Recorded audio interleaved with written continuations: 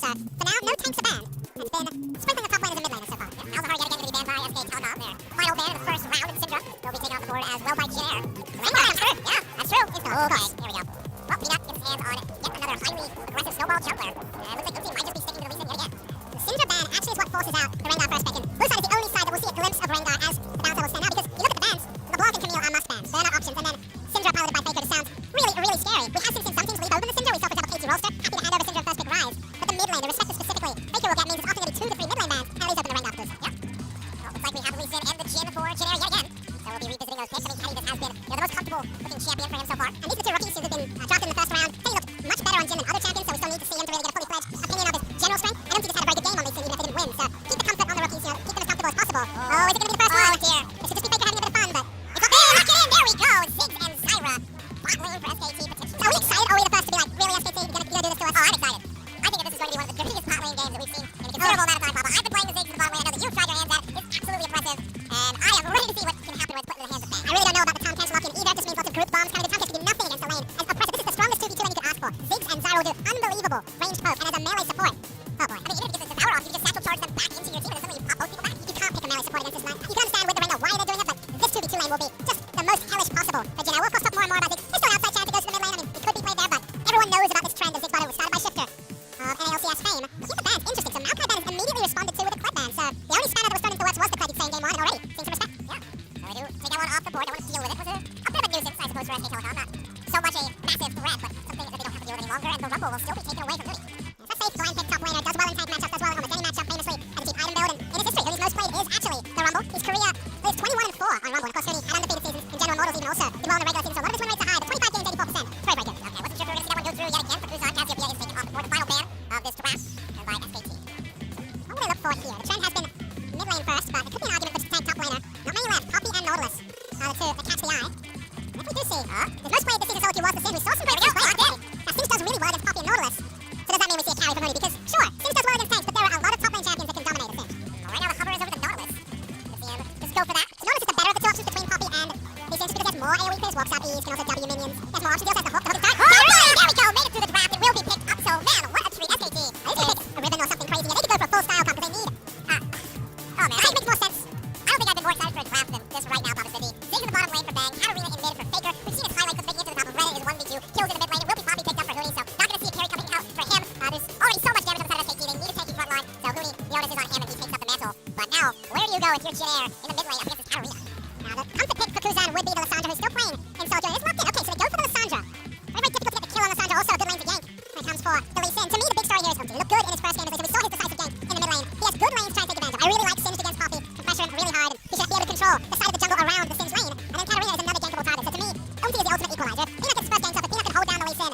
The pressure in these lanes is going to be insane for SKT, and it's a different side for Bang & Wolf, who famously have to play defensive because their rest of the team is Faker, is carries. Now, they're on Ziggs Zyra, and they will be pushing inevitably, exhaustively in the bot lane. This is a really strong winning 2v2 lane for SKT. And we saw how easily Jin Air was able to sweep through all of the turrets on the side of SK Telecom, because he had put entirely on its head. Now that the Ziggs has come through, I'm excited to see what kind of build path he goes for. There's been some differentiation with the Ziggs in the bottom. Usually, they use Morellonomicon to start things off, but sometimes looting sometimes, rather than step down. Sometimes even just straight to the Lich Bane, we can really start knocking down those turrets. So I want to see where Bang is going to go with this build, but also how Kuzan is going to handle this mid lane, because Faker on Katarina, high mechanic champion, it's just perfect for him on paper, and I'm just excited to see how this is going to go down. There's a lot to like here about the SK Telecom draft, but it is a risk. It's our first signing of the Ziggs in competitive, but they are heavy on the magic damage. If they get a start though, SKT are going to be just a treat to watch, because Faker and Katarina, I'm already smiling. Oh yeah, it's going to be absolutely great. But let's just stop talking about it. Let's go ahead and get ready to get into the game.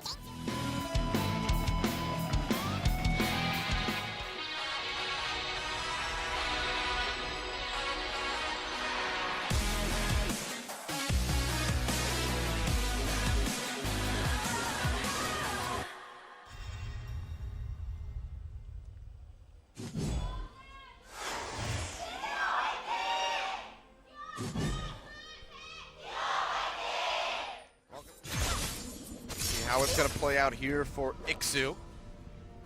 A very pokey performance on that Kled in game 1. Faker looking to try to stop the recall of Kuzan. Walks up a little bit, and what do you know? He is able to cancel that channel. Going to be suffering a bit in CS, as you would expect, being a basically melee champion with that Katarina. Mid party. Oh boy. It's the game of try to kill Faker, which will path forward, tries to get onto him. They drop the Frozen Tomb, and he gets tossed back. They find the first blood, goes over to Ixu. Nicely done, and now Peanut in a rough spot as Snowflower has wandered his way up to the top. Burns the flash, Root does come out onto Snowflower. That's going to keep Peanut alive in the Sonic Wave, barely not going to connect. Gold to spend, 1,200 gold instead of just the 720 for the Negatron means that the damage is just going to be that much more delayed from Faker. Yeah, so likely just going to be sitting back, trying to farm him as much as possible. And oh boy, Peanut, he gets found out. Humte jumping in, takes him out. To just lose lane against Singed. If it was someone who could have kill pressure on Singed, less of these variables would have to come together for SKT to get ahead. But actually going for the reliable tank in the late game has cost them in the early game pretty dearly. So who would, I might have to hold that thought actually. Wolf gonna get locked down, flashes away from the Deadly Flourish, but that's gonna be the Ring of Frost connecting from Kuzan, and they find both kills. Big bomb comes out from Bang, trying to find a kill, jumping over the wall, getting away from the W, but Bang's able to finish him off with a Q and an auto attack. Making use of that short fuse passive. Looks like Kuzan might be able to wander his way out. Takes the blast cone over the wall. And yeah, he will be suiciding inside the base of SK Telecom. So nice execute from him. Couple more kills. Turret damage hasn't been much of a factor for either side. Peanut jumps forward, gets onto Snowflower, lands the stun there, or the root rather, and Snowflower, he's going to have to flash out. You can see Kuzan throwing that Glacial Path back over the wall, but Faker, he's going to go in, pops the Death Blossom, comes up with a kill, Death Lotus rather, and they will take him down. 2 kills picked up as Peanut is able to finish off Kuzan. He throws out the Sonic Wave, would be able to finish off Peanut perhaps, but it's a little bit too risky. Now it's going to be that curtain call coming through. Wolf having to body block these last couple shots. Is able to do so. No bullet bending coming up for Teddy. Gets popped into the minefield. There we go. Flashes away. Will keep himself alive for now. Deadly Flourish to just slow up Bang. But nicely played by Teddy to keep himself alive. But the gold made even by SKT. After that quite nice play, Snowflower, he's going to get rooted up. They want to go in. Peanut jumping in. Great health. He does come through. Snowflower alive for the time being, but Peanut is able to finish him off. Bang running for his life. Jukes out on the Deadly Flourish. The root comes through into Umte. Bang! He doesn't go down, and they pick up the kill. A double kill for Peanut. Throws out the ultimate to clear out the wave. Can they get a push on the tower? We'll have to wait and see, but my God, Bang played that. And they're not buying early power. Uh-oh, Peanut. This is risky for Peanut. Oh, boy. Now he's going to get locked down. Frozen Tombs comes out. Not going to be able to live. He even had will finish him off. Faker, he goes for it, throws out the Death Lotus. Gets a lot of damage on the Umti, falls him over the wall with the Blast Cone. The Ignite is ticking, throws out the Bouncing Blade, finishes him off. Nicely played by Faker. And now the roam down from Huni. Wolf joining the squad. They take down Kuzan, and things are just starting to unravel ever so steadily for Janair. And you can instantly see how the experience for Faker is put into benefit. Bang in the bot lane, though. Oh, yeah, he's going to knock him back with the Satchel Charge, throws out the ultimate, flashes to the other side, and here comes Huni, knocks 2 up with the Keeper's Verdict. Devour coming through from Snowflower onto Ixu, but Wolf is on the roam down. Going to try to lock them up with roots, flashes forward, finds Ixu, the exhaust comes out, throws out a massive ultimate, will pop him up, stun into the wall on Teddy by Huni. Faker coming around the backside. Can he get the tumble? No, he won't. The kill goes over to Bang, but that's 3 more picked up for SKT. Plus the first brick gold coming through. They have blown this game wide open in a matter of minutes. Janair had the lid on the SKT Chaos. SK Telecom hasn't really had that freedom. 6 trying to fish for something here. Faker jukes back. Teddy not going to get rooted up. Taking that much damage. Curtain Call's opened up, and here comes the rest of Janair. Root does land on the Umte. Teleport coming through Rudy right into the thick of things. Ixu getting locked up, and Bang finds the first kill. He will go down, throws out the bomb, only gets a little bit of damage on the Snowflower. Umte comes up with a double kill, exits down through the jungle of SK Telecom, and I think they just have to peel back. Several members of Janair are low, but without Bang, without Wolf, it's going to be risky. Huni, he's willing to take that risk. Keeper's Verdict not going to connect, but Faker goes forward, finds a kill, takes out the Jin. Can he find a kill on the Umti? Jumps back over the wall with the Shun Bow, keeps himself alive for now. Snowflower now in a really rough spot, pops the shield, but it's just not going to be enough. The Bouncing Blade from Faker will pick up yet another one, a near ace for SK Telecom over Janair, 14-8 on the board, and you have to think that the shot call there. They didn't have the damage to realistically take someone down. We're going to see the replay given where the game was at, this went pretty well for Jin Air. Ixu sidesteps the route, able to get in the back line. They kill Bang early. It's a 1-for-1 with Singed. And then a second kill goes down. You're like, all right, Jin Air got this. Important thing to note is that Teddy, full health, free hitting, doing just fine. At this point, Jin Air have won the fight. It's SKT who make the smart play. Teddy stands next to a wall, gets slammed in, gets chunked out, and Faker, even without ult, has enough damage to take him down. This was Teddy alive gorgeous. and Teddy dead. That's the difference from a won and lost team fight for Jin Air Green Wings. And very opportunistic from Huni, but he was the real star of that fight. Oh, for sure. I mean, we could very well see Huni coming up with yet another MVP. Bang, though, all by himself in the top lane, throws out the bomb. He's just going to tickle these members of Jin Air, and he will go down quite swiftly. Teddy able to find the kill, so just a little bit of overextension there Really from sure Bang. how he didn't catch any of the Jin Air members, given all the wards are on the map, but don't have a Kha'Zix this time. I mean, Riot does have a board game. Those could be the expansion packs for that. There's ideas. Okay, we can't call. I can call them Riot games. Okay. All right. I was being unfair. Faker going in as the Death Lotus gets Teddy down to about half HP, dodges out on the Sonic Wave and the Deadly Flourish. He's going to get caught by those current call shots, but Teddy, he's low. Here comes Peanut in underneath the turret. Doesn't matter if he's exhausted, still comes up with the kill. The turret is going to go down. Bang finishes that one off quite swiftly. Meanwhile, Huni splitting in the bot, going to be looking for a tier 2. Back up the lane and keep himself safe. But map pressure exclusively on the side of SKT.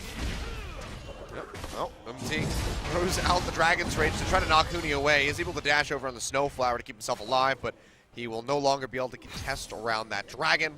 So that'll just be handed off to SK Telecom. They'll put a second one on the board. Oh, Bang! MT recalling on top of a ward. Maybe shopping, wasn't really paying attention there. Gets sniped out by the Ziggs. Power of deep vision, Achilles. Gets you those kills, Bang. Look at that stone. Nonchalant. The frustration. This was definitely seen it from this them. is definitely a time when you'd be like, okay, put in Huni and Peanut, they're really good, but who knows how it works 5v5. The word from Scrims is it worked pretty damn well. And we're seeing it on the Rift, and it looks pretty good here too. Yep. Well, that bomb not going to connect from Bang. Ixu has come in with the teleport. Running his way through. Doesn't really have a target to go for. Might just have to run back down the lane, get stunned to the wall. Huni up in the front line, going to be tanking up. Peanut, he goes in, tries to get the assassination of the Kuzan. Won't be able to find it. But Faker is able to finish off the Singed.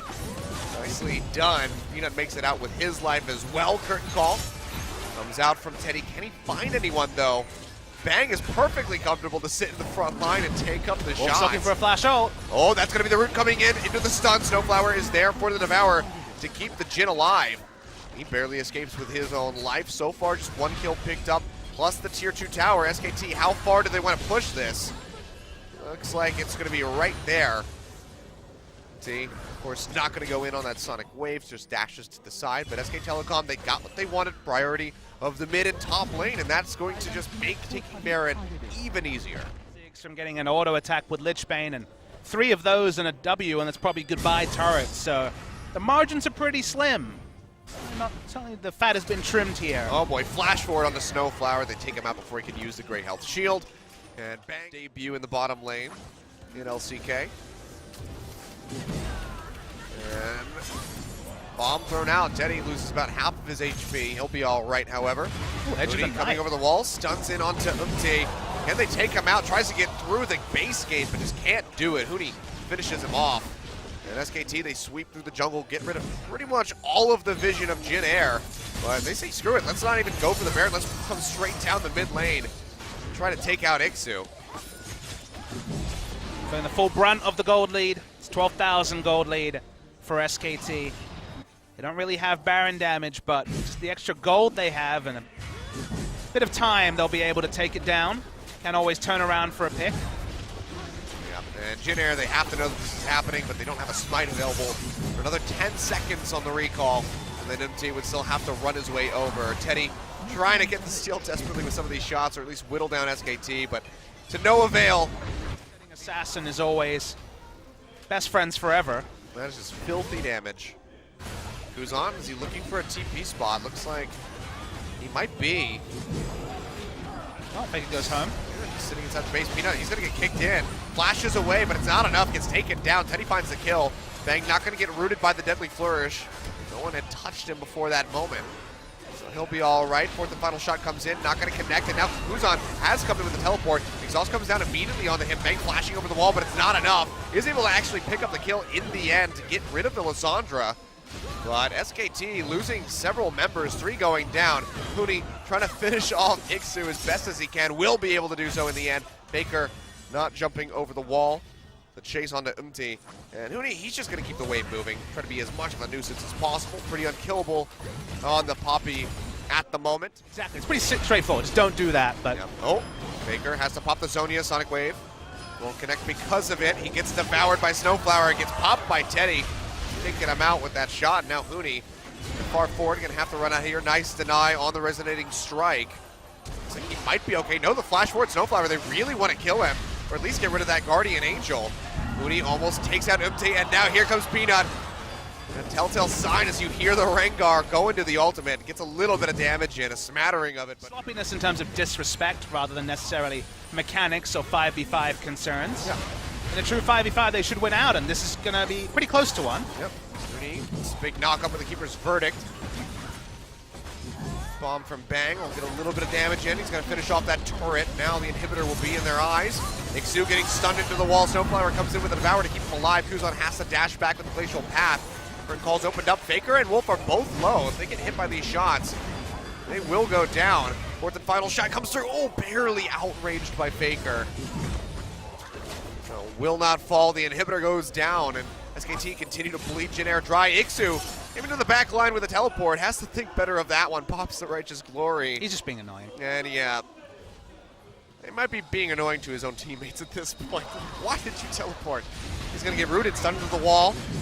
Popped up into the air by the Zyra, and it looks like he's going to go down. So Iksu trying to be a nuisance, but it's just causing harm to Jin Air in the end. Always a fine line between proxying a Singed and just feeding.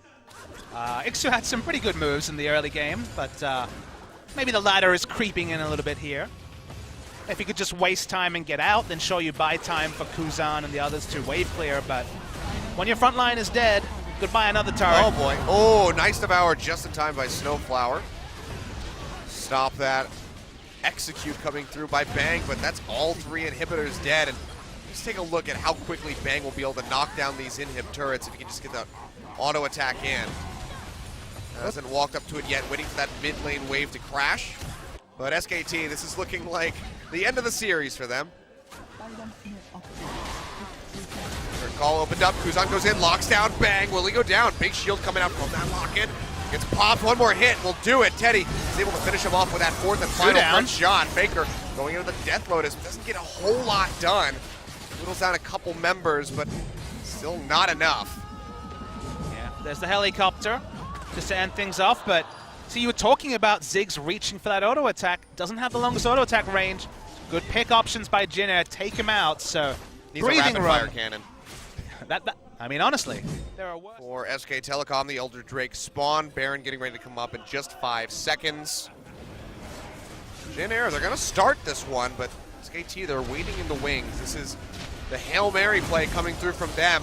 Peanut jumping onto Kuzan, almost takes him out. He holds onto the Frozen Tomb. Using some restraint there. Huni going into the pit. Elder Drake down to about half HP. Bang now coming up. Can he get in range to at least throw out a bomb? Maybe get some damage onto the members of Jin Air. You can see Kuzan going with the recall. Has the TP available. Who is going to end up with this Elder Drake? Looks like it might be SKT if they don't want to just push in and try to come up with a kill. Then he gets popped up, gets taken out. Double kill coming through for Peanut. The bomb from Bang going to go wide as everybody's already dead. The Elder Dragon taken out. And SK Telecom, they are set to win this game. Nexus turrets almost gone. The last one barely standing. Yeah, Jin Air didn't have anywhere good to fight. They tried to fight at Elder Drake. Now their base being completely crushed. Last turret's going to fall soon, and maybe some members as well. Yep, Faker just going to pad the KDA, takes out Snowflower. The Nexus is exposed.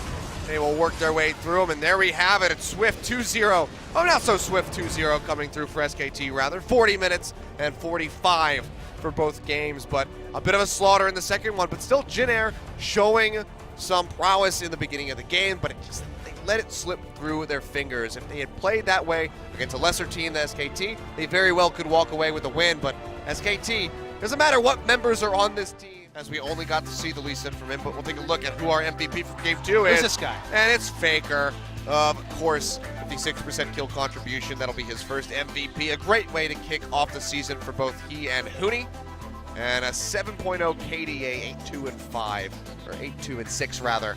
I'm a little bit blind on that Katarina. It didn't start off well, but we've all played solo queue. We know how the old story goes.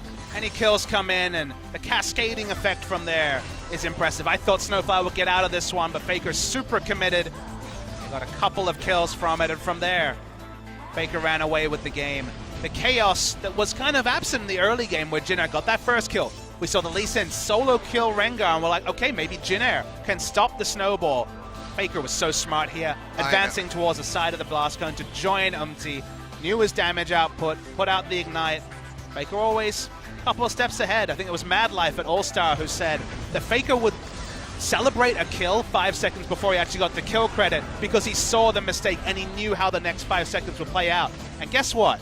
There's playing chess with some champions, and there's being able to play chess with Katarina, because if you see fights 5 seconds ahead as Katarina, everyone dies. I mean, at that point, you're just seeing the world in slow motion. You know exactly what's going to happen, how things are going to play out. Faker, of course, just showing that he is completely on a whole other level compared to everybody else, as we have known for years and years, and it doesn't look like that's going to change anytime soon.